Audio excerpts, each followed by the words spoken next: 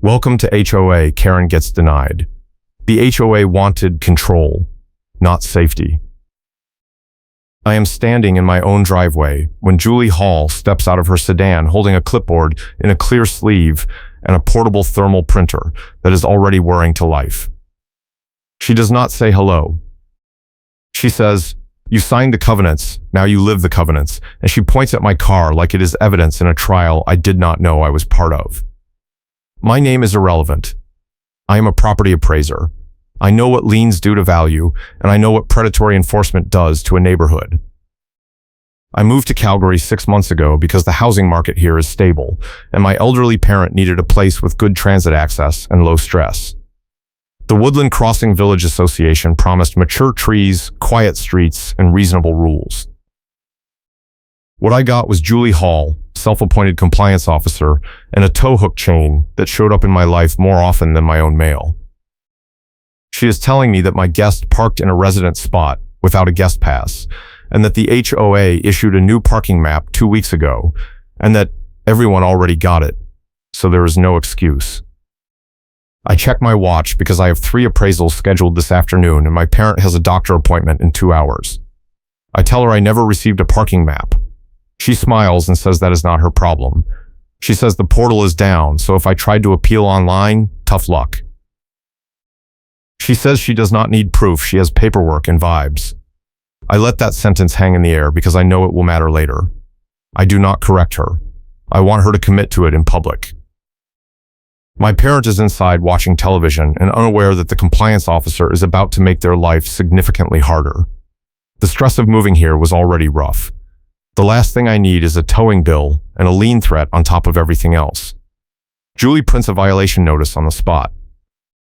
The paper is still warm when she hands it to me. It says violation of guest parking policy in bold letters and lists a fine of $200, due in 7 days, or the car will be towed at owner expense. I ask her to show me the section of the covenants that defines guest parking. She taps the clipboard and says it is all in the updated rules, which I should have received, so clearly I am not checking my mail. I tell her I check my mail every single day. She shrugs and walks back to her car. The thermal printer is still clipped to her belt. It looks like a prop from a dystopian movie. I call the HOA office. No answer. I leave a voicemail. I send an email. I check the portal. It is down, just like she said. I call the management company listed on the last annual statement.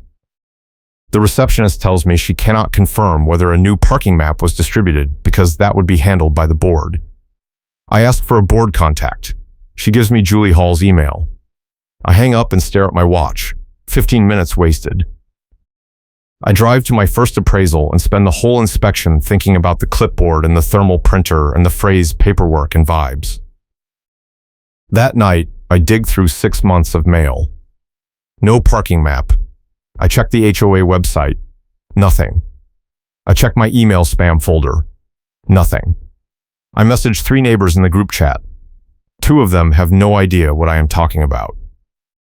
One of them says she got something in the mail but threw it away because it looked like junk. I ask her to describe it. She says it was a single sheet with colored zones and a note about updated enforcement. I ask when. She says maybe a month ago, maybe 6 weeks, she does not remember. I screenshot the conversation. I save it in a folder labeled HOA evidence. The next morning I get an email from Julie. It says my appeal was not received because the portal was down during the submission window, so the fine stands. I forward her the screenshot of the neighbor conversation and ask again for a copy of the parking map. She replies within 10 minutes. She says the map was distributed according to policy and my lack of organization is not an HOA emergency.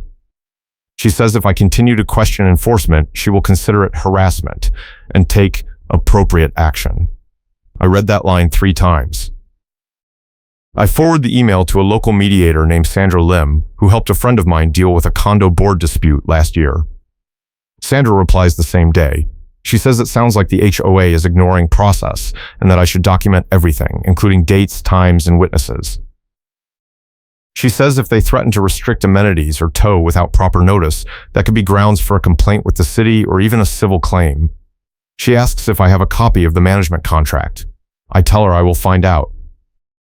I go to the county clerk office during lunch. I pull the HOA formation documents and the last 2 years of annual reports. The management company contract expired 14 months ago. There is no renewal on file. I make copies. I put them in the folder. I do not tell Julie yet. I want her to commit further. The next week, my parent has a guest over. An old friend from their book club. The friend parks on the street in front of my house. I print a guest pass from the old portal backup I found on the Internet Archive and put it on the dashboard. It has the HOA logo and the date and my unit number. It looks official. I go inside. 30 minutes later, I hear a diesel engine idling. I look out the window. A tow truck with a wheel lift is backing up to the guest car. Julie is standing next to the driver with her clipboard. She is pointing at the windshield. I grab my phone and my keys and sprint outside. My watch says it is 3:15. The deputy who responded to a noise complaint 2 blocks over is supposed to be done in 5 minutes. I saw him earlier and asked if he could swing by if I called. He said he could only stay a few minutes before another call. I yell at the driver to stop. He looks at Julie. She waves him on. I step between the truck and the car. I hold up my phone. I tell him I am recording and that I have a valid guest pass displayed. He stops. Julie walks over.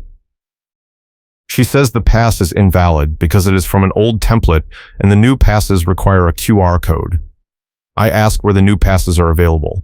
She says on the portal. I say the portal is down. She says that is not her problem. I say I am calling the police. She smiles and says go ahead, they will side with the HOA because this is private property. I dial.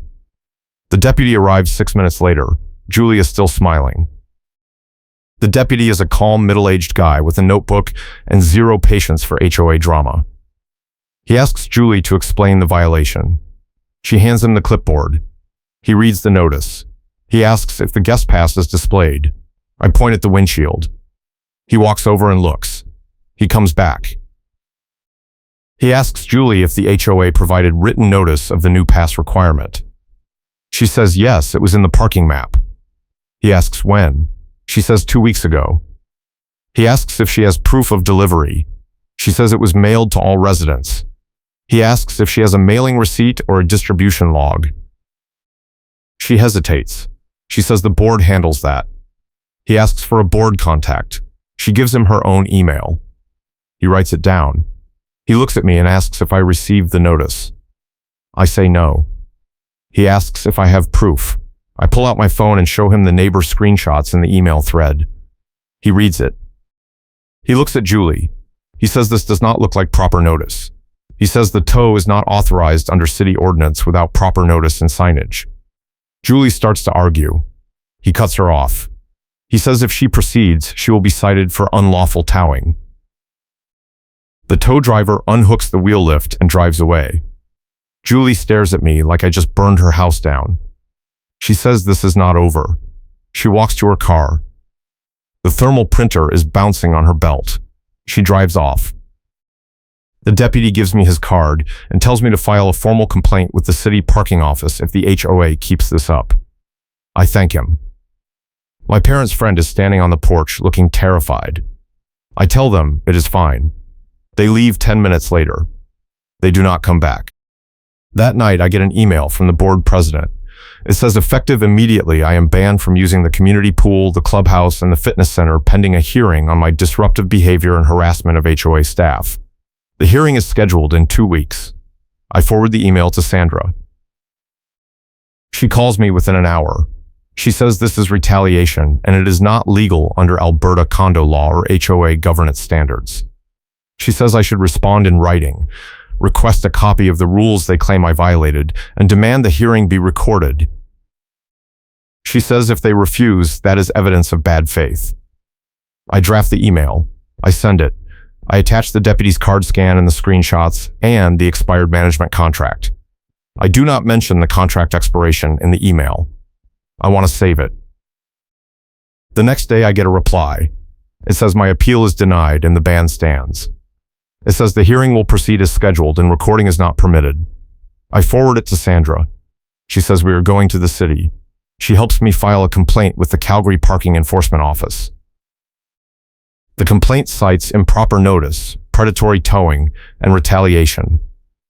The city clerk says they will investigate and that the HOA will be required to provide documentation of their policies and enforcement procedures. The process takes 3 weeks. In the meantime, Julie starts driving through the neighborhood twice a day with her clipboard and her thermal printer. She tickets every car she can find. Guest passes, expired decals, street parking, driveway overhangs. She prints violations on the spot and slaps them on windshields. Neighbors start complaining in the group chat. One guy says he got fined $300 for parking in his own driveway because his truck was 6 inches over the property line. Another neighbor says her guest was towed while unloading groceries. The tow bill was $450. The group chat explodes. People are furious. Julie responds in the chat. She says, "You signed the covenants, now you live the covenants." Someone replies with a screenshot of the expired management contract. Julie goes silent. The board president sends a message saying the contract issue is under review and that all enforcement actions remain valid. The chat goes nuclear. Sandra tells me the city investigation is moving forward. She says the HOA has been asked to provide proof of mailing for the parking map, a copy of the new guest pass policy, and documentation of the tow vendor contract. She says if they cannot provide it, the city can issue a cease and desist on enforcement and potentially fine the HOA for improper procedures. I ask how long. She says maybe 2 more weeks. My parent asks me if we are going to have to move. I tell them no. I do not know if that is true. Julie escalates. She sends an email saying that effective immediately, all guest parking requires pre-approval 72 hours in advance, submitted in writing to the compliance office. She says any guest vehicle without pre-approval will be towed on site. She says this has always been the rule, and she is simply clarifying enforcement. I reply and ask for the covenant section that supports this. She does not respond. I forward the email to Sandra and the city clerk. Sandra says this is insane and probably unenforceable. The city clerk says it will be added to the investigation. 2 days later, my parents' doctor reschedules the appointment to an earlier time. I call my parents' friend to see if they can drive them. They say no, they are not coming back to Woodland Crossing after the tow truck incident. I call a ride service. The driver parks in the guest spot closest to my unit. I run outside with a printed guest pass, the new one I made with a fake QR code that looks official. I put it on the dashboard. I go back inside. 10 minutes later, I hear the diesel engine again. I look out the window. The wheel lift is already under the car. Julie is filming with her phone and smiling. The tow hook chain is visible, hanging from the truck bed, catching the afternoon light. I grab my phone and my folder and sprint outside. My watch says it is 2:40. The deputy is gone. I call Sandra. She does not pick up. I call the city parking office. They say they cannot intervene in private property disputes. I tell them this is an active investigation. They say they will send a notice, but it will take time. The driver starts lifting the car. I step in front of the truck. Julie is still filming. She says I am trespassing and obstructing a legal tow. I say the tow is not legal because the HOA management contract is expired and the vendor has no authority. Julie stops filming. Her smile vanishes. She looks at the driver. He looks at her. He lowers the car. He asks her if she has the authorization paperwork. She holds up the clipboard. He says he needs a signed contract with the management company, not an HOA compliance notice. She says the board authorized it. He says that is not how it works. He unhooks the car and drives away. Julie stares at me. Her face is red. She says I just made a huge mistake. She gets in her car and leaves. The tow hook chain is still swinging from the truck bed as it turns the corner. I call Sandra again. She picks up. I tell her what happened. She says the expired contract is the trump card, and I just played it. She says the HOA has no legal standing to authorize tows if the management company contract lapsed. She says I need to get this in front of the board immediately. I tell her the hearing is in 1 week. She says perfect. She says bring copies of the contract documents, the deputy report, the city complaint receipt, and the email thread. She says if the board tries to dismiss it, I escalate to the regional HOA ombudsman or file in small claims for harassment. I ask if she can come to the hearing. She says yes. The next 6 days are quiet. Julie does not send any emails. The group chat is full of speculation. One neighbor says they heard the board is having an emergency meeting. Another neighbor says they heard the HOA lawyer quit. I do not confirm or deny anything. I just keep checking my watch and counting down the hours. The hearing is scheduled at the Woodland Crossing Clubhouse at 6:30 on a Thursday evening. I arrive at 6:15 with Sandra and my folder. The board president, the treasurer, and Julie are already there. The board president is a tired-looking guy in his 60s named Richard. He does not make eye contact. The treasurer is a woman in her 40s who looks like she wants to be anywhere else. Julie is sitting in the corner with her clipboard and her thermal printer. There are about 15 neighbors in the audience. The room smells like stale coffee and frustration. Richard opens the meeting. He says this is a hearing on my disruptive behavior and harassment of HOA staff. He asks if I have anything to say. I stand up. I say I have a lot to say. I open my folder. I pull out the expired management contract. I hold it up. I say the HOA has been operating without a valid management contract for 14 months. I say every enforcement action taken during that time, including all towing authorizations, is invalid. I say the HOA has no legal standing to authorize a tow vendor without a contract. I say I have documentation from the city parking office confirming that the parking map was never properly distributed and that the new guest pass policy was never filed with the city. I say I have email evidence showing that the compliance officer, Julie Hall, admitted she does not need proof, she has paperwork and vibes. The room erupts. Neighbors are yelling questions. Richard is banging a gavel. Julie is standing up. Her face is bright red. She says that is taken out of context. I pull out my phone. I play the recording I made during the first driveway confrontation. Julie's voice comes through the speaker. I do not need proof. I have paperwork and vibes. The room goes silent. Julie sits down. She is not smiling anymore. Sandra stands up. She says the HOA has violated multiple governance procedures, including improper notice, retaliation, and unauthorized enforcement. She says I am requesting an emergency ruling to suspend all towing and parking enforcement until the management contract is renewed and proper notice is provided to all residents. She says if the board refuses, I will file a formal complaint with the regional ombudsman and pursue civil action for harassment and damages. Richard looks at the treasurer. The treasurer looks at Julie. Julie says nothing. Richard asks for a recess. The board steps outside for 10 minutes. The neighbors are talking loudly. One guy stands up and says he wants a refund for his tow bill. Another neighbor says she wants Julie removed from the board. A third neighbor says the whole board should resign. Richard comes back in. He says the board will suspend all parking enforcement for 60 days pending a full review of policies in the management contract.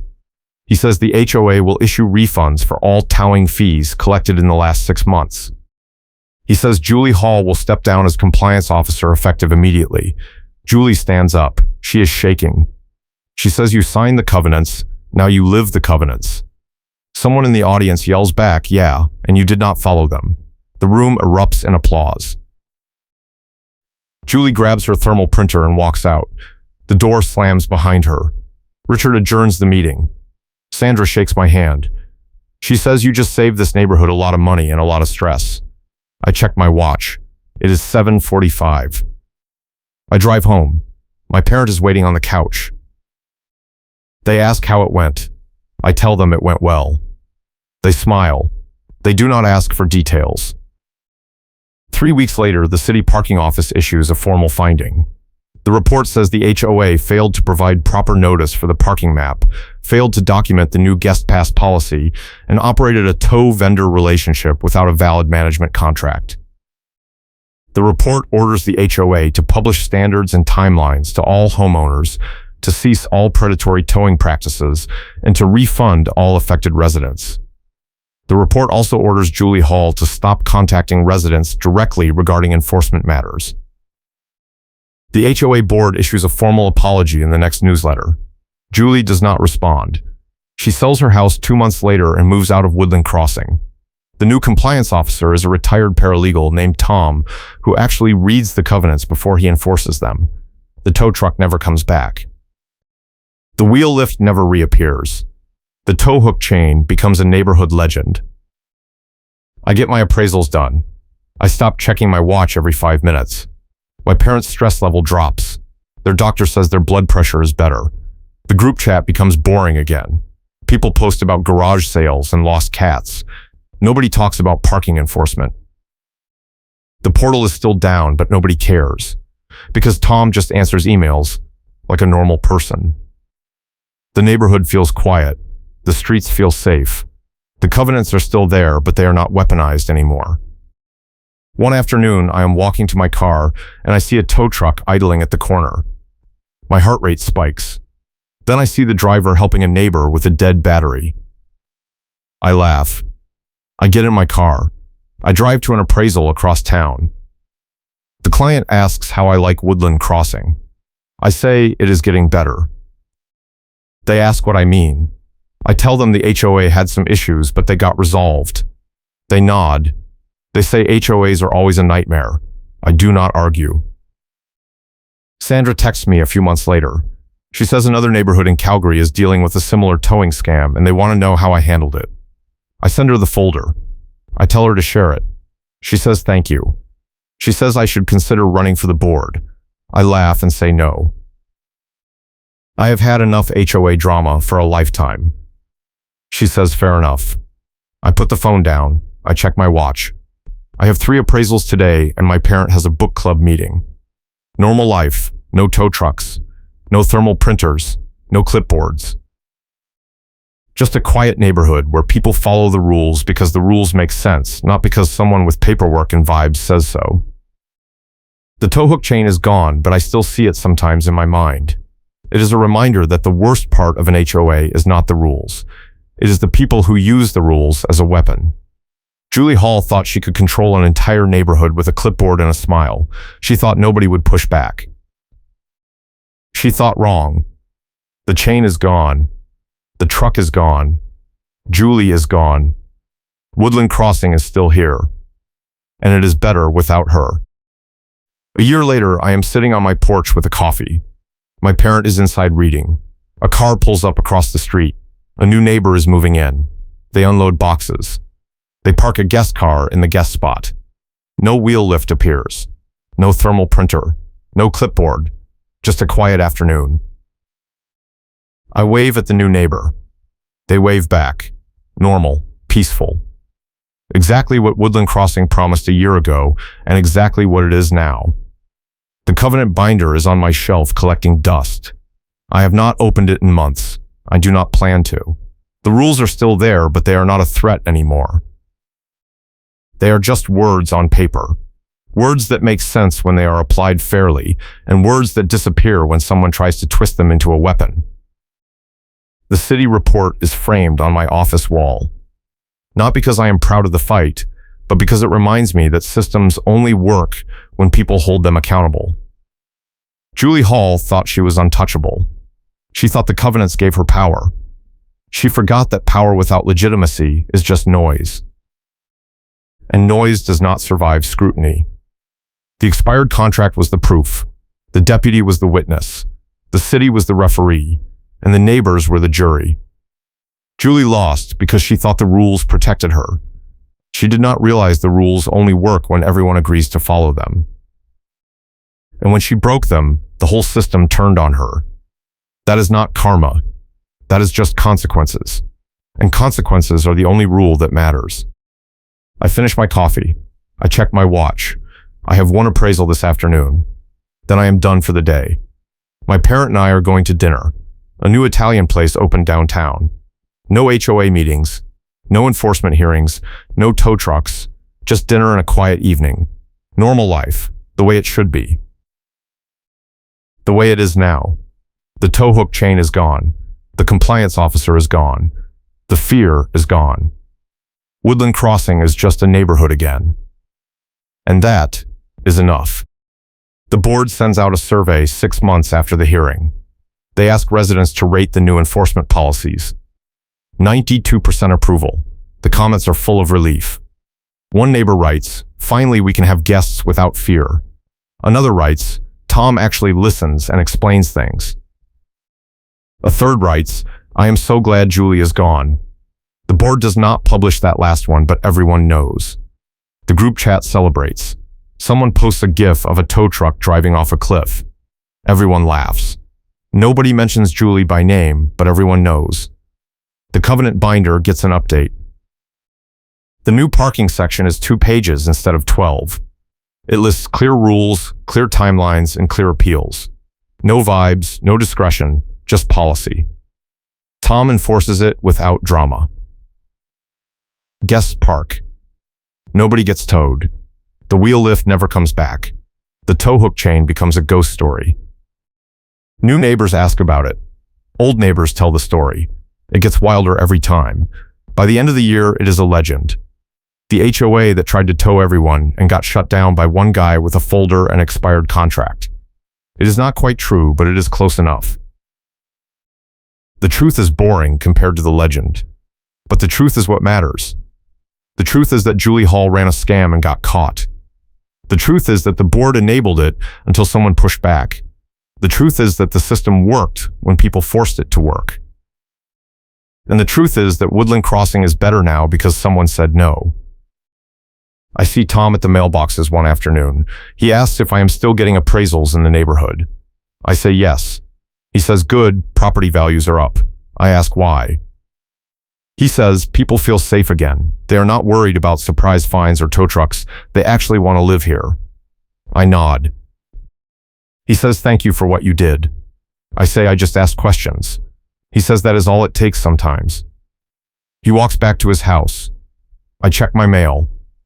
No violation notices, no fines, just bills and ads, normal mail. I smile. I walk back to my house. My parent is on the porch.